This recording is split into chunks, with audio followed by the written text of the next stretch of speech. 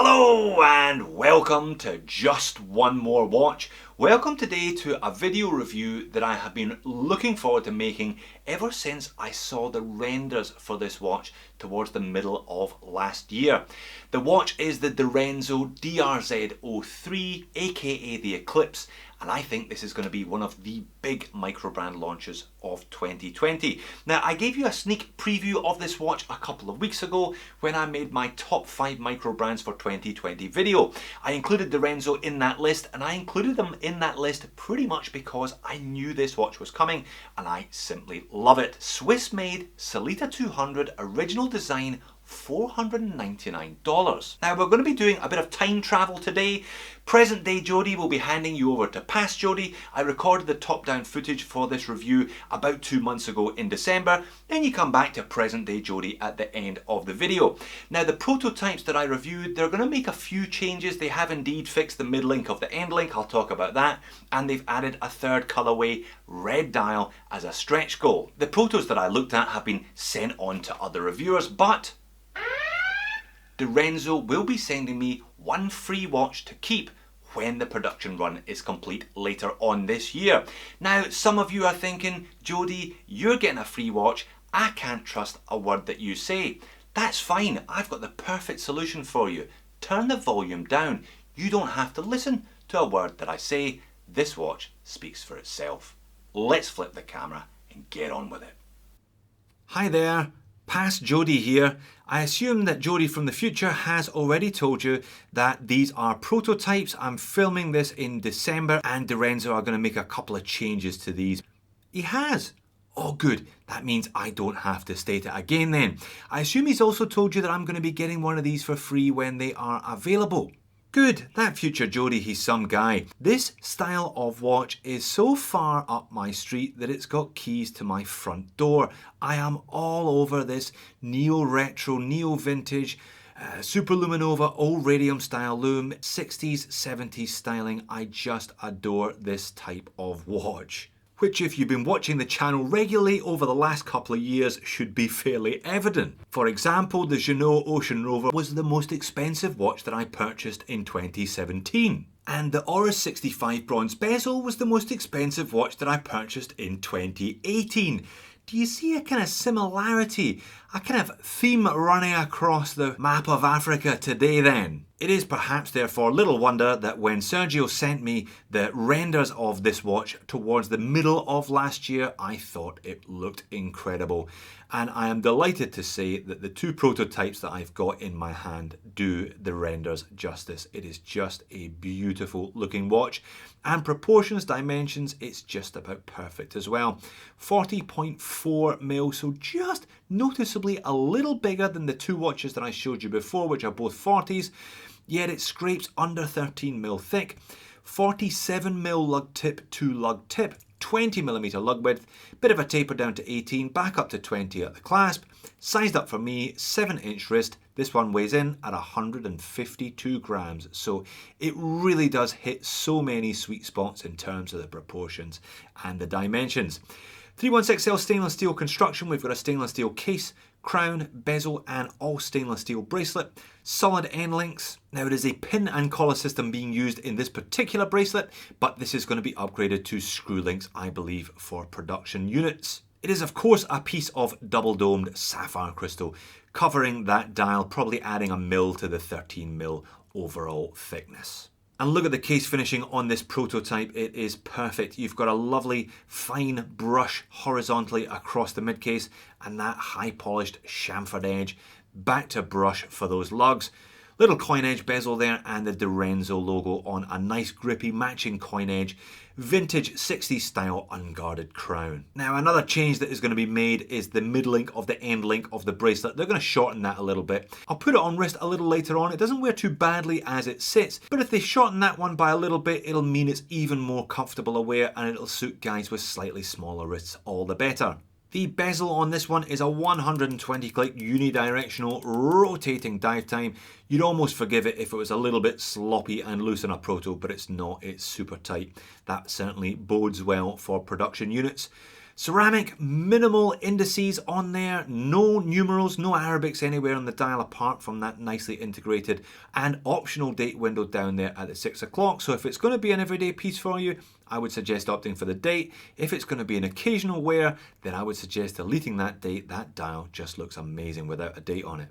Either way, there's plenty of lume in that bezel. I'll put the lume video up now. This is the old radium one here. Old radium, if you compare it to C3, it's never quite as bright initially. Doesn't last quite as long in my experience either. So there is a bit of a sacrifice to be made picking the old radium option. But I think a small price to pay for the beautiful neo-retro look that it offers.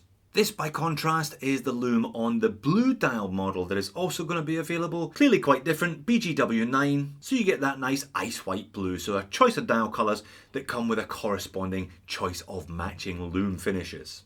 But let's get some close-ups on the dial of these two models because I think the dial shows so many nice design touches. Sergio's quite candid about the inspiration for this one: Omega Seamaster 300, Breguet 1646 and JLC Deep Sea. And you can kind of see little bits of each of those watches in this one. You can also see a touch of the Rado Captain Cook, certainly in the hour hand. Not too many other similarities though, and I think this one definitely not an homage, picking bits of inspiration from some key watches of the period, but not mimicking any of them specifically. And while I'm talking about the handset is very, very pretty. Again, Sergio's got his own style, emerging and evolving from the DRZ01 and the DRZ02, and there are some carryovers, but not too many between the two models. So you've got that big, prominent arrowhead hour hand, a lovely, slender, tapering minute hand, and a cute little lollipop second hand with counterbalance. Really nicely proportioned, very interesting and unique to this watch. So we have a two-piece dial on this one rather than the sandwich arrangement which was on the DRZ02. One center disc and a matte finish and a fume finish around the edge. Just a beautiful effect, I think.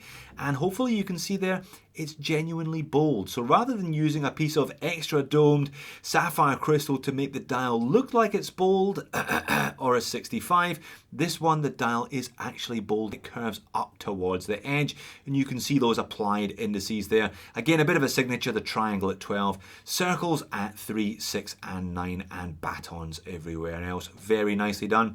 Bit of printing as well, Direnzo, Genève and the logo underneath the index at 12 and just automatic 20 atmospheres above the optional date frame, which is also circular to match the index and Swiss made beneath. Future Jody may also have told you that they were thinking of toning down some of the colours on the blue dial and you were to check the Kickstarter campaign, but if he didn't, then I just have. There was also mention of a red dial version. I think a red dial one in this design would just be spectacular to look at. Case back is screwed down, as is the crown, helping with that 200 meters of water resistance.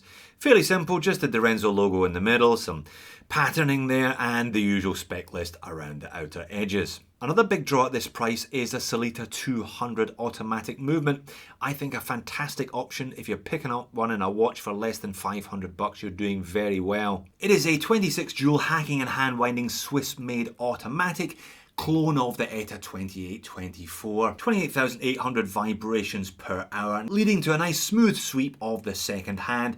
My experience with these ones, they generally run a little bit fast, maybe 5 to 10 seconds fast per day, but that's not really too bad for a budget movement. And nice of them to sign the rotor, even though this one has a closed case back.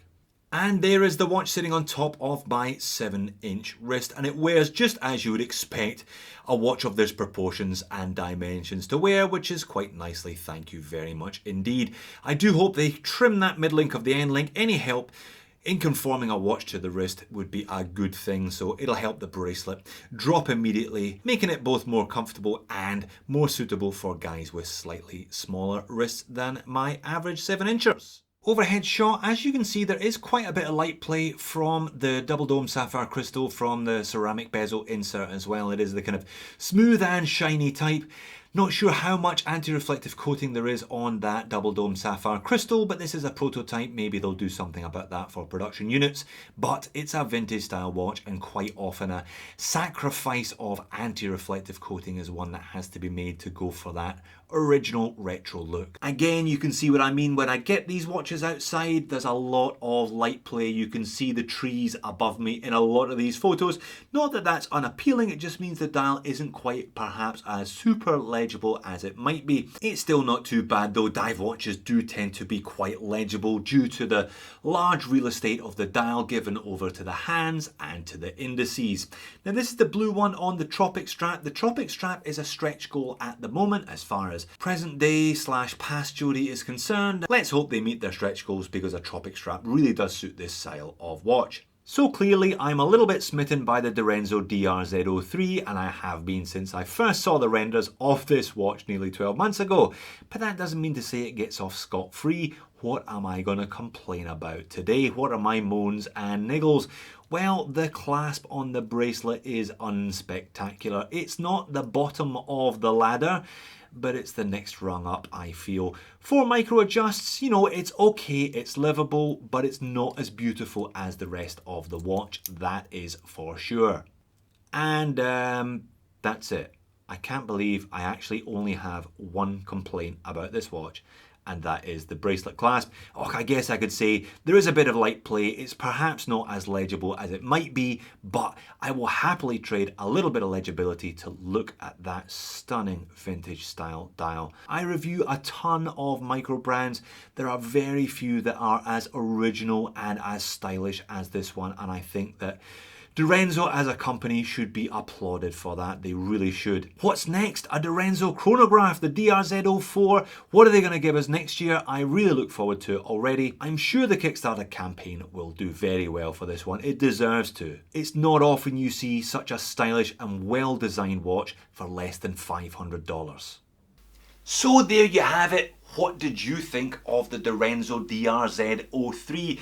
Do you love it as much as me? I must admit it was right up my street, this one. I very much appreciate the kind of retro style of that grey black model.